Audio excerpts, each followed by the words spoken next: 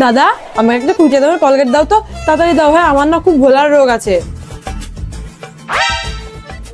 ভোলার রোগ আছে তাই না? चलो भाई देखो अब मैं क्या करता हूँ।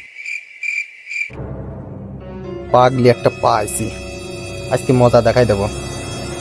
और अभी तो रुको, তাই না ম্যাডাম? क्लाइमैक्स अभी बाकी है। ও ম্যাডাম টাকা। আমি কি পয়সা দিইনি?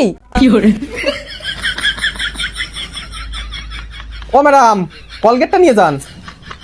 ও ও ম্যাডাম পয়সা। টাকা? ম্যাডাম পয়সা